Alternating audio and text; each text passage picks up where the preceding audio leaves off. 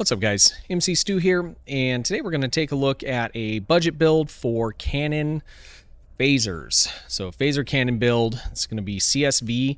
This is probably the most powerful setup that you can do in the game, and when I say most powerful setup, I mean in general firing mode.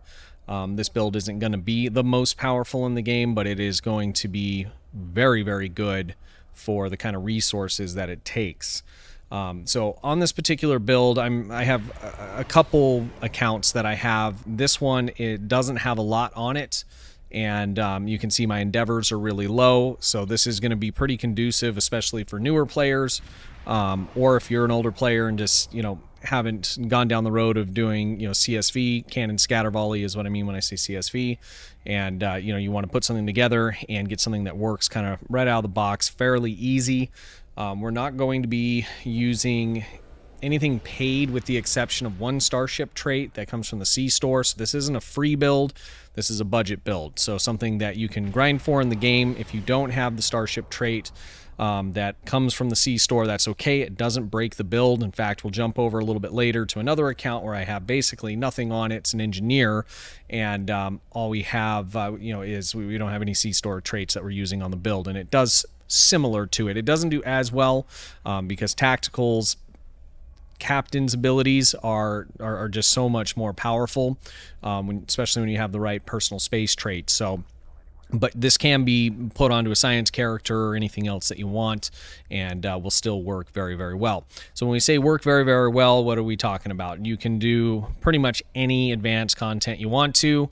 It gets a little bit shaky when you go into elite content. You would need a little more survivability or a team composition on the team that you have a little bit more tanky, or maybe some other DPS characters that are helping taking down the enemy before they can kill you. So this is an escort, so it's just not going to be tanky. Doesn't matter how you build it. The only thing that would really overcome that is going super high damage and being able to kill the enemy before they can kill you. But even then, in a ship like this is difficult. So advanced all day long and can do very, very well. So let's go ahead and take a look at the build. So, like I said, what we used here is mostly rep gear. We used a couple zStore consoles, nothing crazy, and we'll talk about some options to replace those with if you don't have the EC to get them right away. I don't even have all the parts I would like to have for this, even as a budget build, and we'll talk about what those parts are as well. So up front, we're using 4 dual heavy cannons. I would highly recommend using dual heavy cannons, or we're using 3 of them, that is. Over the just dual cannons, you get more crit chance out of these. The math's been done for years. They're just going to outperform. They have a little bit of a slower firing cycle, but when you compare them apples to apples, they do more damage. So I would highly recommend going with dual heavies. For the first one, we're using the Terran Task Force dual heavy cannon. This comes from the rep, and the reason this one is so good is the damage output that it does goes up as the health of the enemy goes down. I am using the prolonged engagement phaser. This comes from the Phoenix store. You can get that fairly easily by opening those boxes. If you don't have this, another dual heavy cannon would be just fine. The reason we're using this is because this weapon will accrue additional fire cycle haste, so it fires faster. Instead of every 1.9 seconds in the case of this particular build, that'll start to go down, and you get more damage out of that because it's firing more. Again, if you don't have this, just go with another dual heavy cannon, and it's going to work pretty close to as good as what the prolonged engagement will. Next up front, we're using the dark matter torpedo. We're going to come back to this in a moment and kind of talk about why. There's a couple different things that we're really getting out of this. It's a good torpedo, number one, just right off the bat. And we'll talk about the set and what we're kind of mixing in with this once we get to some of the other pieces. This comes from the Discovery rep. Next, we are using the Elite Fleet deflector. This comes from the Colony. There's a couple different variations of it in terms of the secondary stats, but the main reason we have this here is at the bottom, you'll see that you get an extra 15% critical severity and 4% critical chance. So very, very nice. That does vary with your health, so it does go down if your health goes down a little bit. For the engine, we are using the Prevailing Innovative Impulse engines. These are from the competitive rep, and these are here for the bridge officer recharge ability, and it also gives you a speed boost anytime that you use a firing mode. So this is good for any energy weapon build. There are engineering and science variants of these, but if you're going to do science, you can go with a science one. If you're using torps with it and things like that and have firing modes, then it can work just as well for you. But these engines are basically best in slot unless you're going for a set that's somewhat niche that might make a little bit more sense. But there's a lot of utility in these engines. Same with this deflector. I mean, apart from science and even sometimes still in science, both of these items have a lot of utility, meaning you can use them on all kinds of different kinds of builds, and they're going to be just as good on those. Next, we're using a Fleet Spire Warp Core. This is, I got this way back. This account's pretty old. I just don't play on it very much. This isn't my first choice, although it's not a bad core. What I would prefer to have, and I almost have enough resources for it, is to get the 2-piece from the Discovery set. So we're using the Tilly shield, which is a part of the Discovery rep. And if you get the Warp Core with this and use it, you get a tremendous amount of regen, which is really helpful for when you use heals or you get healed by some sort of team ability. Really makes a huge difference on survivability, and I would highly recommend, and what I'll be doing with this build is picking up that Warp Core to go with this from the Discovery rep. If you don't have the Discovery rep Warp Core or this Warp Core, another very good option is going to be one of these. You can get these for mission drops. It's the deuterium stabilized Warp Core. You can also craft this, and the reason this is very good is because it reduces the weapon's power cost. So every time you fire a weapon, you're going to get some of this energy in your weapon's power drained, and that reduces the amount of damage you're doing by quite a bit. I believe it's one of the final modifiers when we're looking at different kinds of damage boost. And so anything that we can do to reduce that is going to give you a tremendous amount of damage increase, or maintaining that maximum damage output that you can do. So a deteriorating stabilized Warp Core would be the first thing I would put on, because it's super easy to get. You can craft it, you can buy it off the exchange for next to nothing, and I wouldn't even have, I upgraded this a long time ago, but I wouldn't even worry about upgrading it. I would just put it on until I was able to get the 2-piece set for the Discovery rep. And as we discussed for the shield, this comes from the Discovery rep, the Tilly shield, so 2-piece, very nice for survivability. One of the other perks from having this is that you get additional shield penetration by having this shield on, and it scales off of, what does it scale off of here? It's based off your shield power, and you'll notice my shield power is very low. I do have some bonus power coming to it from the Warp Core, but even with that, I'm being so low, I'm still getting a good amount at 11.5% from even having a low setting like that. So even though it's not a ton, it's a nice little extra on top of that set bonus that you get. In the back, we are running a trilithium turret. This comes from the mission Beyond the Nexus, and I'd highly recommend picking that up. This has a chance to increase fire cycle haste. It's also part of a 2-piece set, which we'll get to when we get to the console and talk about that. Definitely recommend picking that up. Next, we're running what is this? The kinetic cutting beam. This comes from the Omega rep.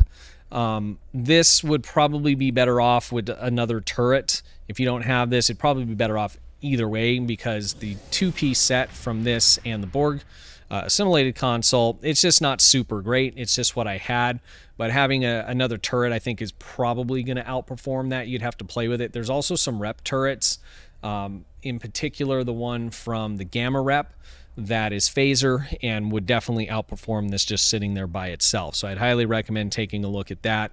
There are some consoles in the rep too that would also boost phaser, and we'll take a look at that when we get down to some alternative choices. Next, we have the Polaron Shunt. This comes on this ship, this event ship that we just got. It's actually really good. It's probably second to the one that came on the Ryza ship, the Corvette, which is probably the best universal console in the game. This, I think it's probably almost second just all around. If this was a Polaron build, this would do even better. I've kind of played with that on a Polaron build, and it does even better. But even without it being a Polaron build, it does very well. So it does Polaron damage, but you get a huge boost to the fire cycling haste on this based on your movement. And like most of the stuff that came on the ship in the trait, it scales with the movement speed, but the scaling is kind of weird, right? So right now we're getting 76 points, almost 77% fire cycle haste sitting still, and it'll go all the way up to 200. But in order to do that, you have to be at like maximum impulse, evasive maneuver, maximum impulse, like, clicking this button here, and then it jumps all the way up to the maximum. So it doesn't it scales, but there's basically kind of 2 or 3 levels depending on, how you're moving. So even if I just go, let's just go just kind of full speed, you'll see that that still stays exactly the same. If I go, max speed, that's still just going the same.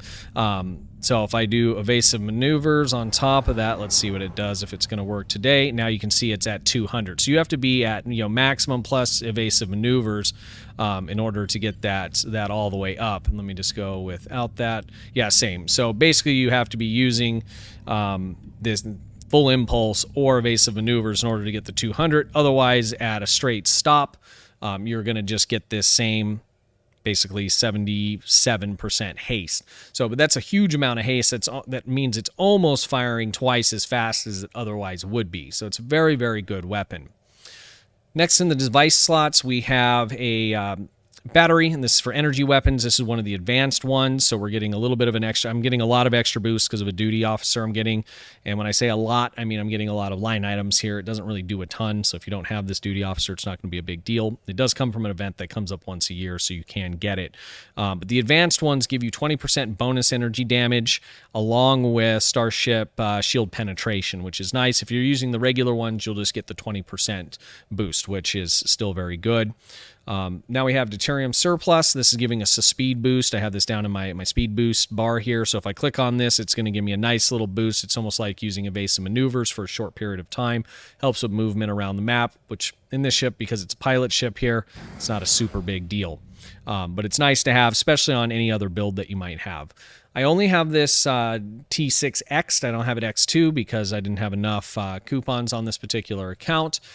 So when you see these numbers, they're very, very good. And, if you have this ×2 and have maybe some even better gear, you can make this scatter volley phaser cannon build much, much better. And we might take a look at that on my main account. I don't want to make this video too long. So the first universal console, we have the Lorca's Custom Fire Control. This console comes from the Discovery rep, and it's giving us at max upgrade almost 4% critical chance. It's giving us additional weapons power, and it's giving us a huge boost to shield penetration. Now, this console and the Dark Matter Torpedo make up a 2-piece set. And so let's take a look at what that gives us. So the 2-piece is on a critical hit.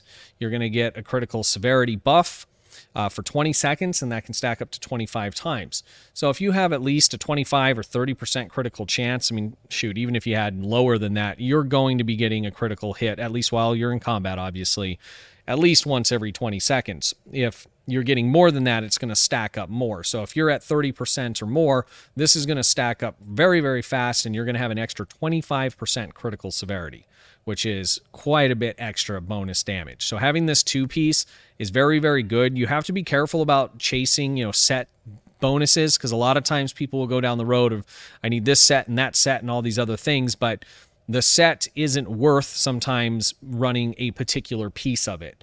In this instance, this is very worth running it, because not only is the set very, very powerful, but the individual pieces by themselves are super powerful. If these two things were not great, and let's say they were really bad, then it probably, even in this case where the set bonus is very valuable, it might not be worth running that 2-piece set if you have to give up a weapon slot and a console slot. So make sure as you're building that. I used to do this myself when I first started playing. I would be chasing these sets, and a lot of times I was giving up too much for it. Next, we do have a piece of Lobi gear, and this is the Bioneural Infused Circuitry. This is here to give us this huge boost to our critical severity, and that's 26.2 100%, which is huge. If you don't have this, then what I would recommend is if you have anything else that's giving you crit chance, crit severity, that would be good, or any kind of damage boost. Otherwise, on this ship, what I would probably do is go down the route of going a little more survivability. And one of the free mission drop choices for that would be the Trillium D. And this is going to give us very good boost to our resistance rating, our shield, our hull capacity. It's just a great survivability console. The next best thing, or something that would be even better, but you would have to buy it off the exchange, they're very cheap, is the whole image refraction or refractors. And what this does, the clicky for it, you don't want to use it because it cloaks you and basically disables you. So I don't even put the clicky on my bar when I have it, but passively what it does is it gives you a huge boost to your regen.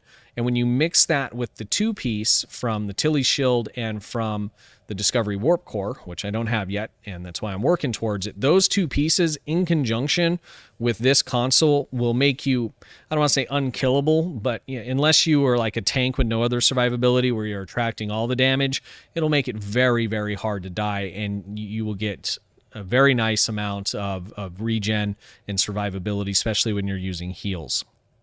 Very good console to get. It's cheap. I'd definitely recommend picking one of those up off the exchange just to have it. So I would go down the route of probably survivability, or if I had some other kind of console that was damage related, which I do, but it's not quite high enough. This is a rep item, this particular piece, and this would give us an extra 12.5 all weapons damage, which wouldn't be a bad choice. I think this comes from the Iconian arc, or not arc, but reputation. So that's an option as well. You want to look for something that's going to either boost your damage or boost your survivability, preferably in a passive kind of way is generally the best. Let's take a look at the engineering slots. So we have the simulated console. Like I said, we do have a two-piece set here, but like I said, because the crit or the chance of getting that two-piece it works off of basically a crit, not crit on your weapons, but it's a chance for it to happen. It's so low, it's like it doesn't even matter. So this is not a big deal to run these two pieces. This is more of a placeholder, but the console itself is very good for the budget level.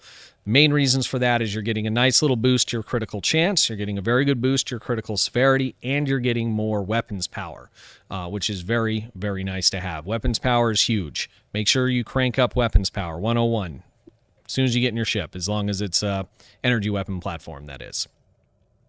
Next, this comes from the Romulan rep. This is 0 point energy conduits, and this is here for the nice boost to critical chance, so a 2.4% fully upgraded.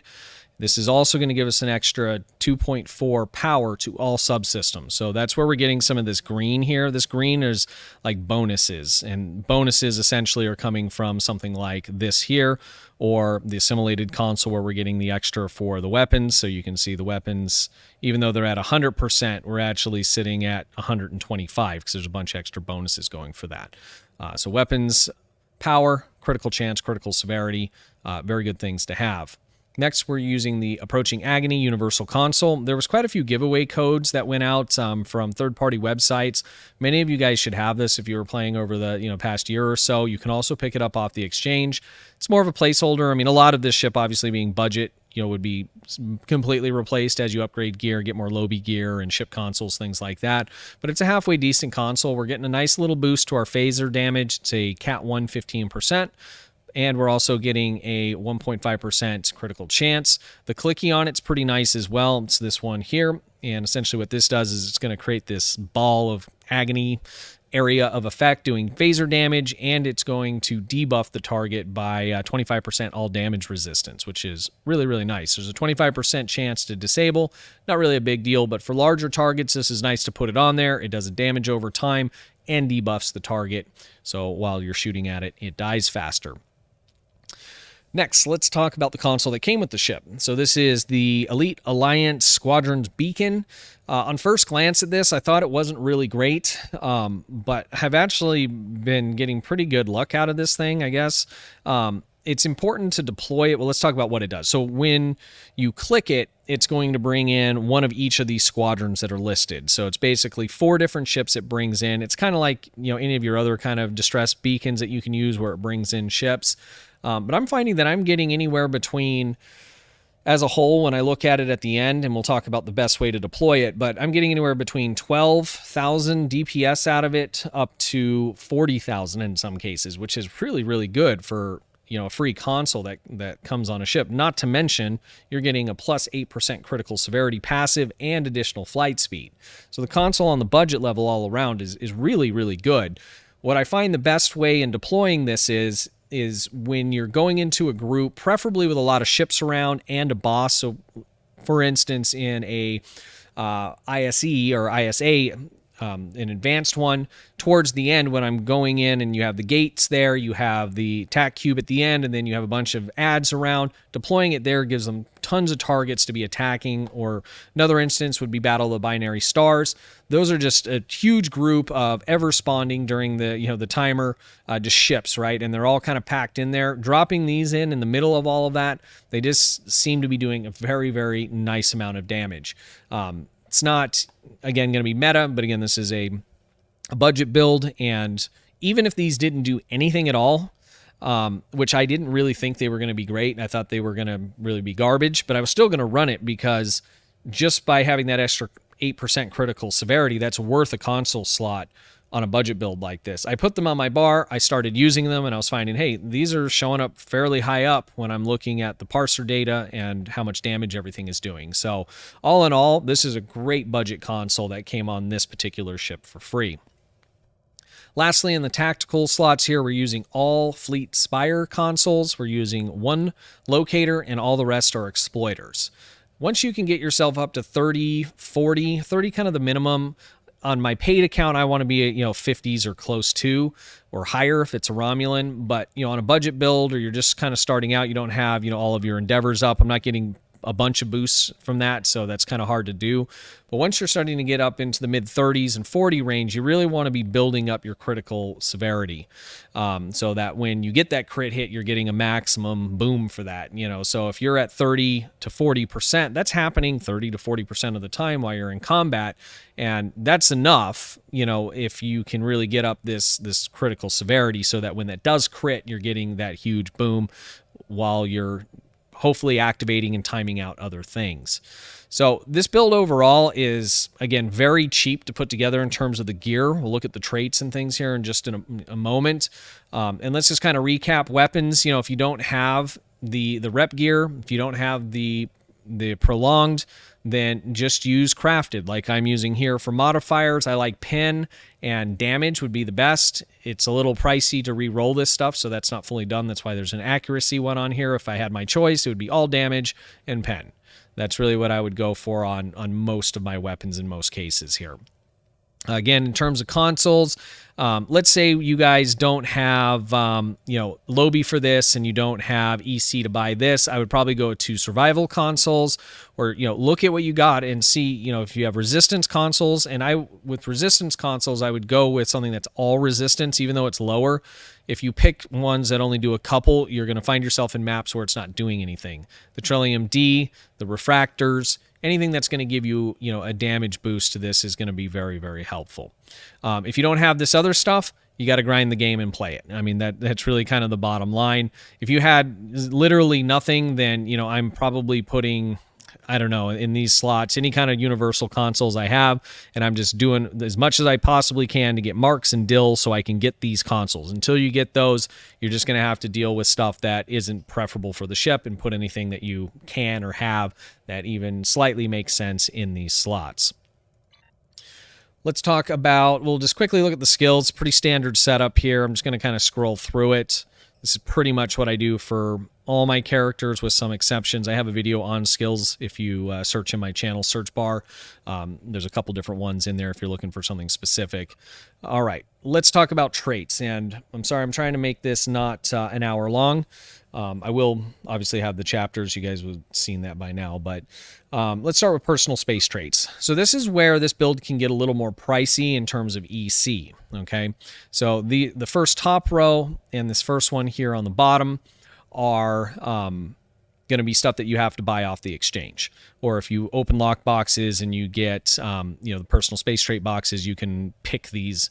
And if you do that, that's obviously going to be, you can get exactly what you want there. But some of these do get a little bit pricey. You will have to grind for these, building up the EC. None of these, if you're missing them, is going to break the build. And whenever I put these build videos together, I don't do super specialty stuff. If you're ever missing anything, these builds still work. It might not work as good, but it doesn't break the build. There are builds out there, torpedo builds and different things, where they really rely on a combination of these things, and without them, it's kind of like there's not really a point.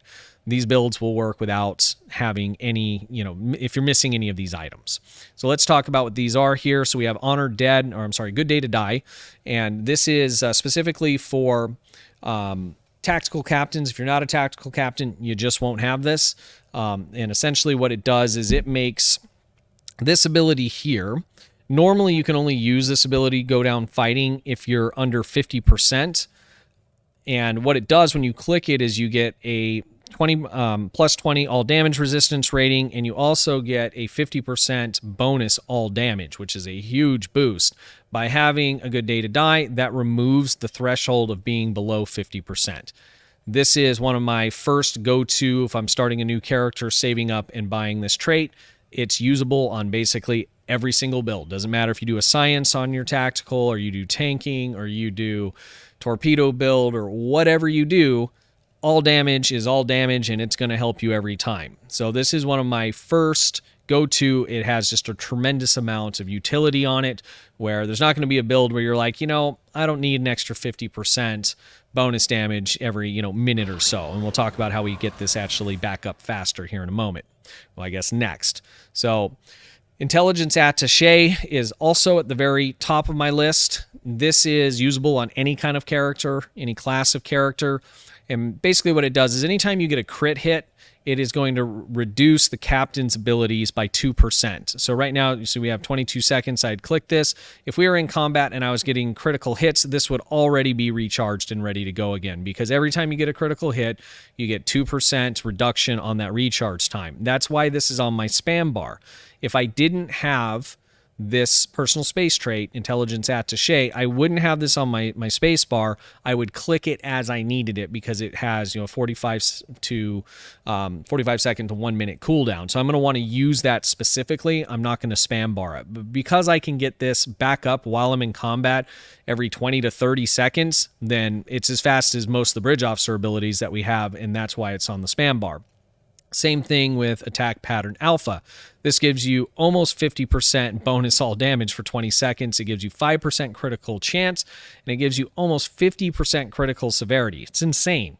And, we click that. It has a 2-minute cooldown, but again, with Intelligence Attaché, this is generally up every minute or so.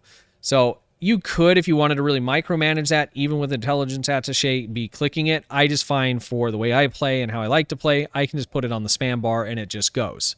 Same thing with Brace for Impact, and we'll talk a little bit more about this when we get into the personal space traits. But again, the way that I have this set up, I'm getting 15% bonus damage from this for 15 seconds. And if I click it, it's got about a minute cooldown, and it's up basically every 20 seconds, and it runs for 15. So that's a lot of extra bonus damage, critical chance, critical severity that you can keep up as a tactical captain. And this is true. You can use this with your science captain's abilities, your engineering captain's abilities. It's a very, very good personal space trait that has a lot of utility for basically any kind of build that you're wanting to do in any kind of class. They are a little pricey on the exchange. I definitely recommend saving up, doing your tour of the galaxy, and selling your salvage and anything else you play in the market, anything else that you can do to get that EC in game, and make these three, and we'll get to the third one here in a minute, your top purchases for your ship builds here. Next, we have Terran Targeting Systems. This is giving us a straight just passive critical severity of 15%. Next, we have Duelist Fervor. This one's okay. If you didn't have this, probably wouldn't notice a big difference, but when you or your team kills something, we're getting a plus 5% all damage for 10 seconds. That can stack up to 3 times. That is only Cat 1. It's not a huge deal. This one tends to be not as pricey as the rest, but this would probably be about last on my list. Next, we have Intel Handler. This is from the new lockbox. I'm finding this is still pretty inexpensive at around 10 or 5 to 10 mil range. It kind of been fluctuating up and down. But basically, it marks a foe every 45 seconds, and once you defeat the foe, it's going to give you an extra 4% critical chance. So as long as you're finding foes within 45 seconds of each other and killing it, you're going to have an extra 4% critical chance for your duration of combat, basically. Next, we have adapted defense. Again, this isn't a make or break. This is just giving us some extra damage resistance. If I had adapted offense, I would be using that. It's a lot more expensive, but it gives you a stacking critical severity, I believe. But both of these are decent. This basically survivability. Adaptive offense, so is going to give you a little bit better in terms of damage output. The last three are all just stock traits. And we have operative, critical chance, critical severity, fleet coordinator, or I'm sorry, this is innocuous. So this is giving us an extra 5% critical chance and reducing our threat. Reducing threat, super important, especially when you're in kind of mid-game build mode and you're starting to put out more damage, especially on multi-target damage. You're going to get noticed more, you're going to get targeted more. So having any kind of threat reduction is very, very nice. Fleet coordinator, this is giving you +2 bonus damage, all damage per teammate. That includes you. So on most TFOs, you have 5 of you in there total. It's giving you a 10%, which is a nice little passive boost. And then we are using cannon training for the extra 5% bonus damage. So you see the theme. The theme is bonus damage, critical chance, critical severity, and refresh times, right? We want all of our abilities to be up as much as possible. Now, Starship traits. This is the only zStore trait that I have here. This is emergency weapon cycle. This comes from the Arbiter. When you activate emergency power to weapons, which is this guy here on the end, which is a very good ability even by itself, we are going to get a negative 50% power cost to our weapons for 30 seconds. The recharge time on this with any kind of boost to your bridge officer ability, refresh time, is going to be up 100% of the time. So this is going to be up 100% of the time, and you're going to have that reduction to your energy levels for every time you fire your weapon by 50%, which is huge. So I mean, this makes a big difference. You also get a 20% fire cycle haste. So your weapons are going to fire, what is that? How does that work out? 100% is basically 50% faster. So whatever the math is on that, guys, 10% faster, that makes a big difference. This trait, if you're someone that's just starting out, is the best trait in the game. And when I say best trait in the game, it has the most utility. There's not a ship you're not going to use this on that has energy weapons. If it has energy weapons, this trait is super useful, okay? It goes this trait and then whatever trait you need for the firing mode extension, which we're going to talk about next.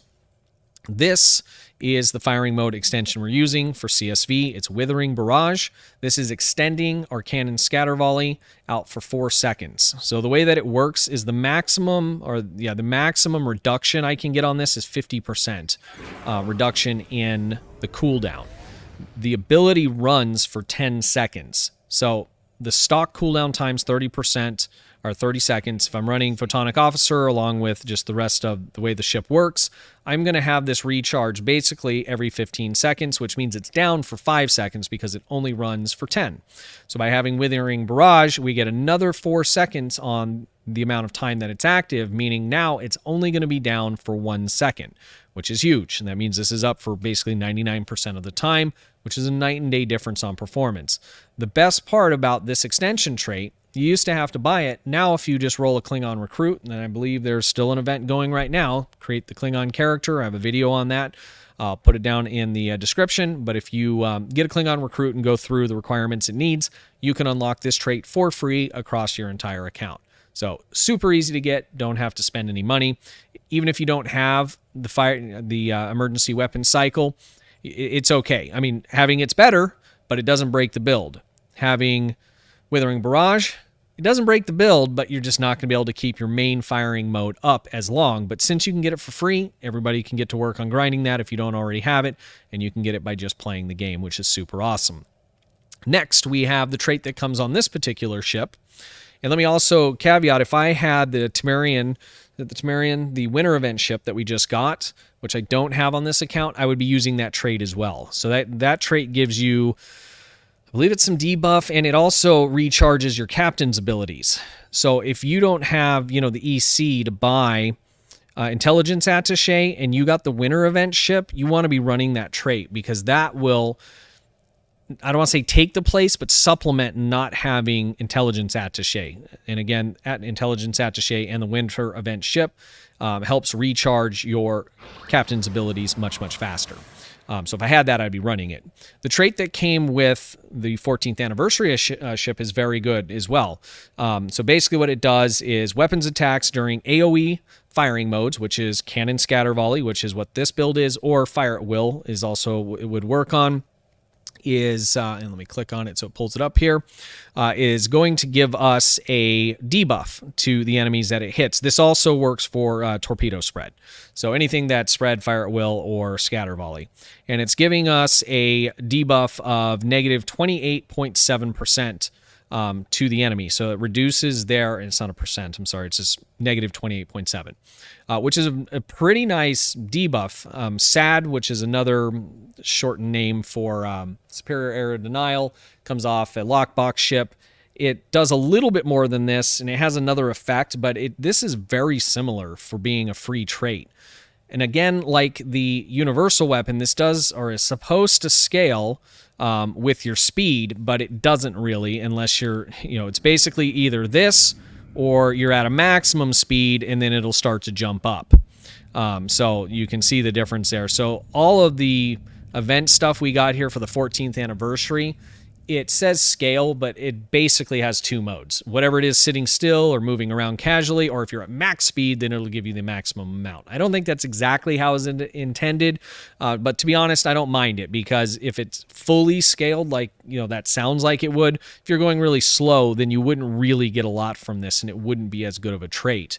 But because of the way that it does scale, this is a very, very useful trait, and I'd highly recommend it on any of your builds that are doing scatter volley, fire at will, or torpedo spread. Very, very good. Lastly, and then we got another mention we'll talk about in a moment, we have unconventional tactics. This comes from your specializations. So if you don't know, you have specializations that give you extra boosts when you're in those modes. When you complete these specializations, though, it unlocks traits for you. So these are free traits that you can get.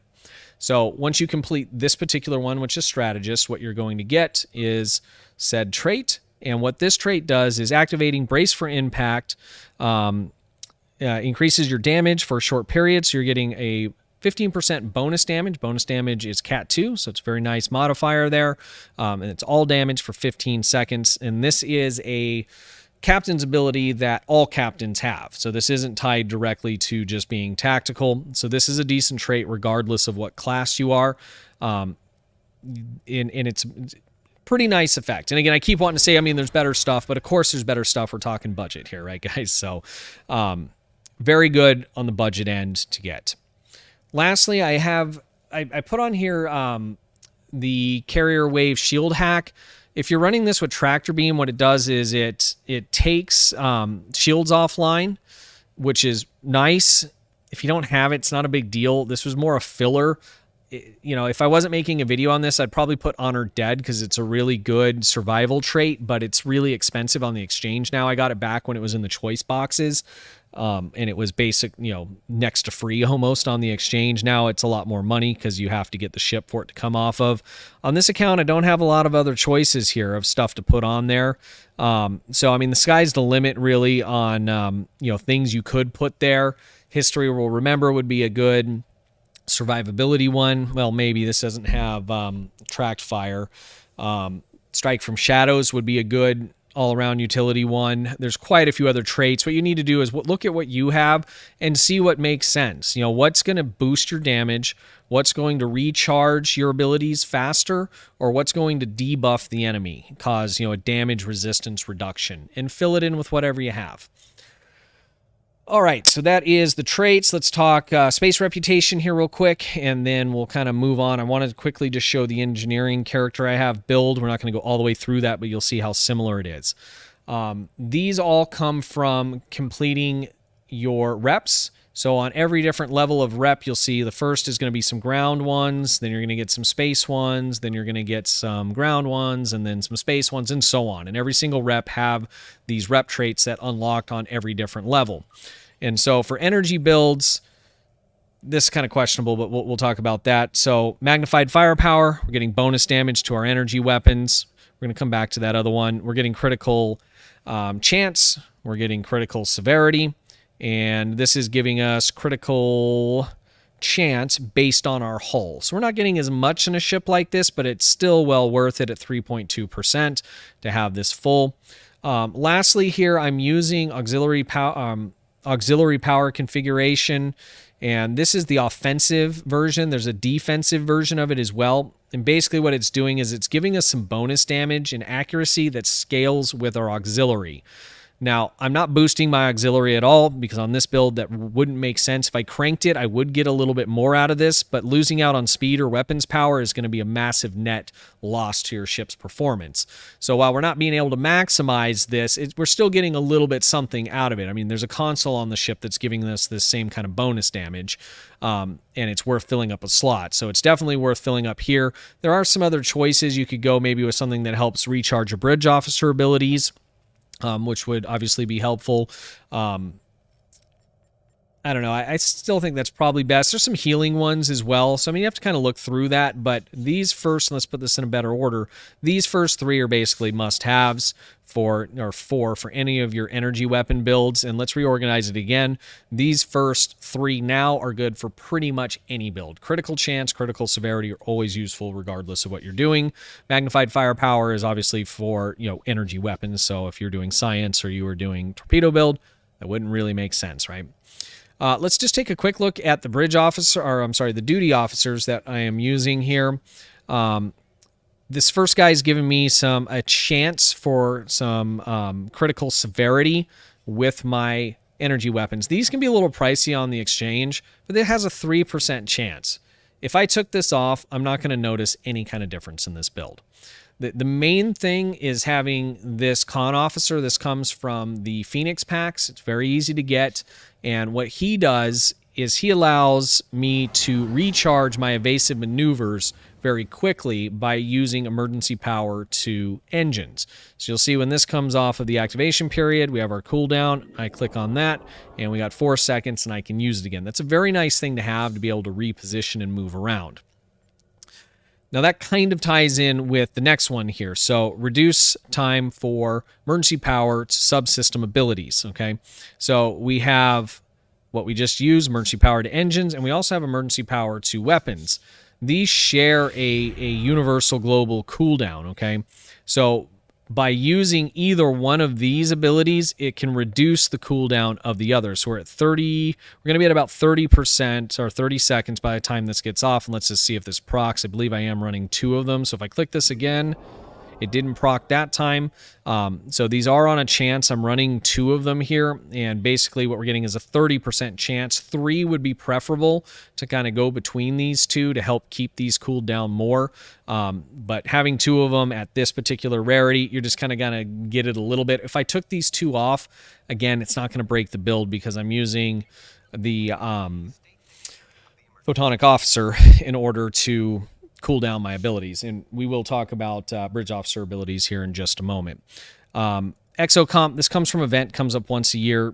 If you throw it into the wiki, it'll tell you where. Again, it's not a make or break. It just adds in some extra boost to when you use a battery. Again, I could pull basically everything off of this except for the con officer. I really need that to get around the map the way I like to play. You can pull the rest of this stuff off, and it wouldn't make a huge difference. And on a budget build, it shouldn't. Lastly, let's talk stations.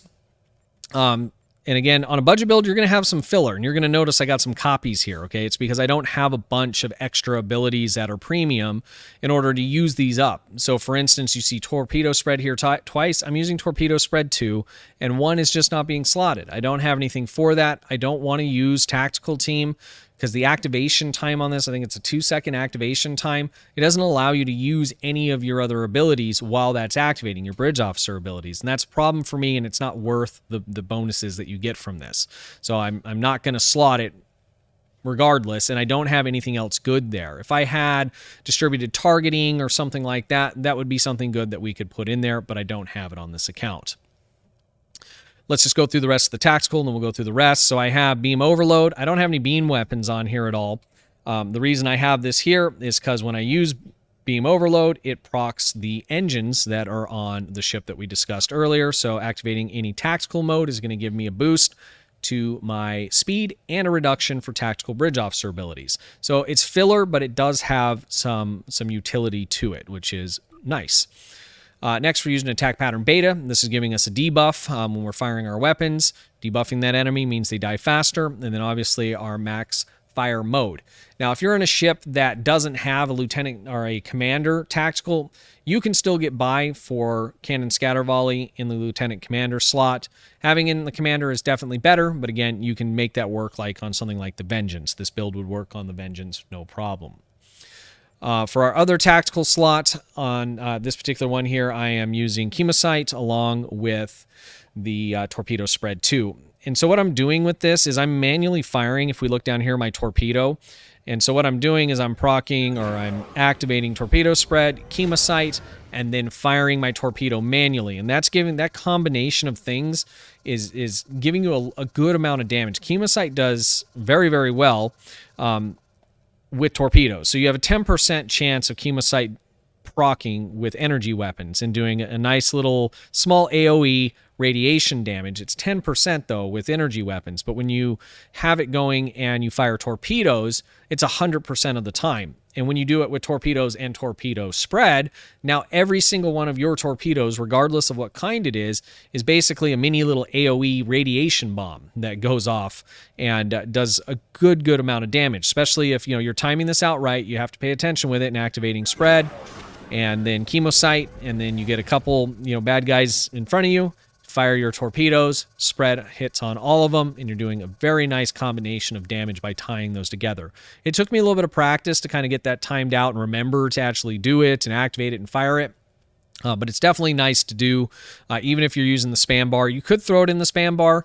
It's just you're going to find that all of these things lining up all the time to be active when you're just spamming it isn't always going to go together. So if you manually activate it, you can guarantee every time I fire a torpedo, it's under spread and it has Chemosight active, and you're going to get the most out of it that way. All right, science. We have tractor beam. That's there because it works with the trait that I put on, which again was really kind of filler. Carrier wave. Anytime you use a tractor beam, it's going to boost some of the damage that the tractor beam does, and it's going to take the shields offline. Again, not a make or break. If I didn't have that trait on, most likely would still be using this just because it does a little bit of damage, has a hold. The rest of this is mainly in terms of science is for survivability. So polarized hulls giving us some extra damage resistance. Photonic officer, I have a whole video on this. This is giving us reduction to our bridge officer abilities. So anytime this is running for the first 20 seconds, you're going to see this is ticking down a little bit faster every second or two. The higher level that you can have of this, the better. So if most likely, the cannon scatter volley ship that you're wanting to put together that can take dual heavy cannons is probably in most cases not going to have a commander science on it or a universal commander, which I don't know if that's even a thing. But if in a perfect world, if I could have a higher version, I would have that because it would cool down these abilities faster. And since this is basically a free-to-play account for the most part, and I don't have the Boimler effect and some of the other, paid options that would cool these things down, having the highest level of photonic officer you can is going to be the best. Lastly, for science, we have hazard emitters. This is just giving us a heal over time, every 15 seconds, basically. Also, because we're using the spec, and we went over this a moment ago, because we're using strategist, anytime I activate this, it's also giving me a boost to the critical, is it critical chance? It's a critical severity. Let's look. Let's just look. We'll confirm it together. We're going to do it live. So if we scroll down, I click that. So that gave me a boost to my critical chance. So there's a twofold on this. That's also why it's on the spam bar, because I want to keep that extra critical chance up as much as possible. And it's healing me constantly, whether I need it or I don't need it.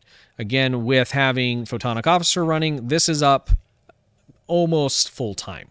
So very nice ability to kind of mix together. That's a free kind of unlock that you can do by going through those specializations. The other specialization I'm using is Intel. So if you had a question on that, it's not even fully done. But the main things on this is the extra flanking damage that you get, and there's other benefits. You can read through this and kind of check out what it unlocks.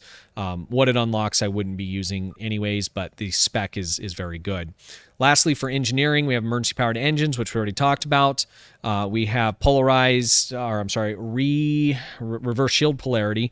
This is a nice, it's not a heal, but it gives you some immunity to drain, teleportation, and taking energy damage. Shield facing will heal you 50% of the damage, so it is a heal as well. There's some duty officers that go with this that basically make you unkillable. Again, you'll have to throw that in the wiki because I can't remember what it is off the top of my head. But if you look through your duty officers, you're looking for things that synergize together, especially on these budget builds. This game's so awesome because there's just so much of that kind of thing that you can synergize all kinds of stuff that's off meta, quote unquote, and for free. And for things that you can just earn, there's just this huge amount of combinations of things, which is very nice. Lastly, we have emergency power to weapons. And again, we talked about this. This is proccing the zStore ship, Vengeance ship trait for the fire cycle haste and the reduction to weapons power cost. By itself, even if I didn't have this trait, you want to run this, and you want to run this at the highest level you can in pretty much 99% of the situations, because it's giving you a huge boost for bonage damage, at least for bridge officer ability at 16.6%, and it's giving you plus 40 to your weapons power for 30 seconds. That's huge. So the duration on this is 30 seconds, the recharge time's 45, and again, with Photonic Officer running, this is going to recharge fast enough to where you can keep it up 100% of the time. So that is the build. Again, you can use this build on any ship. Now, I get questions a lot. Can you do a cannon scatter volley build on X ship or whatever? The answer is no most of the time, okay? And the reason for that is because what we would find is, let's say you have a ship that has a 4-3, right? Or something like that. Well, what do? Well, I get rid of one of these cannons. So I got 3 cannons, and I have my torpedo. I need my torpedo because of what we went over, and I'm going to keep the best cannons, and I'm going to drop the last one. If my console slots are different, so let's say I have, one less tactical and one up in the engineering, then I'm going to have one less tactical, and I'm finding another universal console or engineering console that's either giving me damage, it's boosting, phaser, or it's giving me heals. Let's talk about just a couple other options that we could use that I don't have unlocked on this. So one is going to be, do I have it already slotted? Nope. So let's go down. So this is a good option, number one, for my build. I could use this, but if you have a slightly different, a different layout on your ship, let's take a look here. Is this going to give us phaser? Yeah, so this gives us 20% phaser damage. Nice boost to it. It gives us also projectile damage. This is a great console that's going to give us 2 pieces of boost for things that we're using on the ship. You upgrade it, those values go up as well. So very, very nice. This console has a lot of utility if you're doing torpedo builds, polaron builds, phaser builds. It's a really good console that you can just use on a variety of stuff. And I really like that when I put resources into things. I want it to have as much utility as possible. So very, very nice there. That's one option. There's one other, and I can picture what it looks like, but I cannot remember the rep that it comes out of. I might have to put it down in the, I got too much stuff slotted there, in the comments section for you, but it also does some phaser boost. Another option that we have would be from a mission. And let's just find that. And these are just extra consoles if you don't have some of this stuff, or you have a slightly different layout on your ship and there's more, consoles for your engineering and science that you need to fill in. But future proof, and that is Sunrise. Let's take a look here. This console here, you can upgrade it. It's universal, and it gives you a nice boost to your phaser damage, auxiliary power. Main thing's the phaser damage side of it. So it's 20%. You upgrade it. I think that goes up to like 25. Great free console to have to put on to boost your phaser damage. You can pick up some dual cannons here as well, and they're heavies. The 2-piece isn't anything major, but if you can't craft and you don't want to buy, and you're still playing through the game, play this mission twice and grab these 2 pieces. Again, the set doesn't matter, but individually, they're decent. It's decent gear that you can put on the ship, and for any kind of phaser build, especially with the console, will serve you pretty good there. Let's jump over real quick to the engineering build. I'm not going to go through it. I just want to show you guys just basically the same kind of ship, same kind of layout, but I had different parts and different things, and we're getting the same kind of results out of both of these. Okay, here is the engineering build. On this account, I do have the Hydra, so I'm using the Hydra console because it's giving a boost to cannons. So again, looking for things that are going to boost the main damage output things on your ship. So I use that here. I do not have the Arbiter, so I don't have that trait going. I am using some of these extras. In the testing I did when I was comparing it, I didn't have Honor Dead, and I took off the History Will Remember, but I do have the Winter Event ship on here, which gives this nice damage debuff, and it gives you a 10% reduction on the recharge time for your captain's abilities. Very, very good trait. I'm using the same free one that comes from the specialization, and then I'm also using the Withering Barrage for extending Cannon Scatter Volley, which again comes from the Klingon Recruit. Similar kind of setup here, but you can see I only have just a couple premium ones, really 2, and this build right here, I've been able to do 140k in an ISA, just random run. No friends, no team, just going. And we refer to that a lot because it's a good place to kind of test stuff. But with that being said, this isn't an ISA ship. It's just where we test it, okay? And so, again, overall setup's very similar. I have a different, on this account, I have the Ryzian Corvette, so I have the Soliton Wave Impeller. I do have the 2-piece here, so I have a little more survivability on the core and on the shield. I'm using the Refractor for that. I don't have as good of Captain's abilities, so I'm manually activating these. This one, and let me take this back, the EPS power transfer is a pretty nice one. Because it gives you more power level, which is nice for this. Same thing if you're using this one as well. It's going to suck power from enemies. It's just not as good. I mean, the bottom line is that the captain's abilities on tactical officers in terms of output of damage, whether you're high end, low end, any end, is just higher. I mean, it's just the way it goes.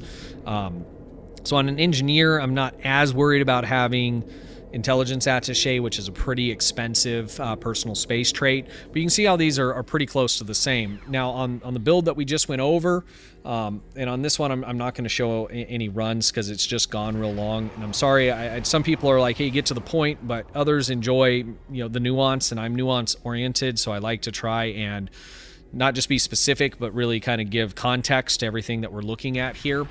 But on that first build, I was able to get, I think the highest was like 240k. I was blown away. I was showing it to Nick MB and CasualSAB. I'm like, guys, look at this build. Like, there's $30 on it, and the rest is just earnable stuff in game, and it did 240k. I showed them the video, and the parse, we're looking through it. Some of it's lucky, so the run went fast. Everybody else did really good too, so it went quickly. And, I piloted well on that particular one, was in the right places at the right time, and so there's a fluctuation. I mean, that's the highest on it. I've been averaging probably just under 200s on a regular run. This particular build has been doing, the mid hundreds, which is, it's freaking amazing. I mean, but it's power creep, right? It's not just me. It's not just, any of those things. The game has this kind of, this power creep to it and stuff. But even on this account, again, if we look at endeavors, they're 22. I mean, this is all pretty low stuff, and we're not using anything crazy on here. There's nothing that's super meta. On this particular build, I don't even have the Terran Task Force dual heavy cannons, which are a meta weapon that comes from the event. So I just want to show what you can do with Cannon Scatter Volley. It's definitely the best firing mode in the game. I have a lot of videos on beam overload, and I think for someone that's leveling up and going through the storyline and doesn't understand all the mechanics, it's just easy. You don't have to worry about positioning and those kinds of things. You just broadside and it just goes. But as soon as you get to max level and you're interested in doing something different, or if you're interested in building up higher DPS or damage, and again when everybody wants to do some higher DPS, right? It doesn't mean you're a DPS chaser and you're spending all this kind of money, but this game is about blowing things up. I mean, that's really the bottom line, right? I know some people do Space Barbie and all that, and that's cool. Like, I'm not knocking anybody. We're here to have fun, play the game that you how you want to. If anyone ever gives you crap how you're playing the game, Tell them to F off. Well, don't tell them that. Just ignore them. You know, I'm never going to tell people this is what you need to be doing. I just like to show what I'm doing, and hopefully that's helpful, you know, to other people that are like-minded in the way that they play. But this build is great. I mean, it's super straightforward. You can use it on a bunch of different ships. Let's lastly just kind of talk about best kind of platforms for ships.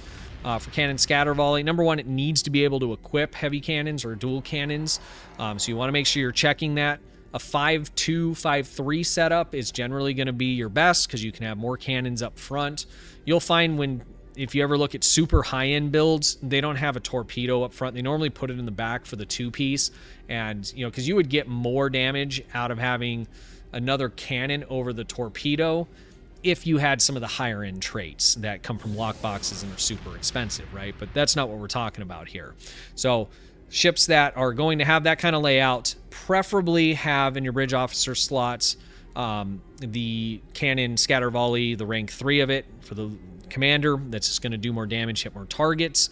That's preferable. Those are really kind of the two main things that I would look at. Number one really is, can I put cannon scatter volley 3? If you can't, you can still make it work. Like with the Vengeance, ran it with cannon scatter volley for a long time, did very, very well still with it. So those are kind of the main things I would look at. Obviously, it's a tactical more kind of setup, so the more of the tactical slots you can have, the better. But, you know, these days, even if you only have 3 tactical slots on a ship and then you know, X2 it, now you got 5. Right, on a ship like this, I could put 7, but I haven't, right, because there's other consoles that are doing things that make more sense than just using the tactical consoles. So that's what you want to look for in, you know, in the ship that you have. Just look at your roster. Number one, just make sure it can equip heavy cannons or dual cannons. Not all ships can.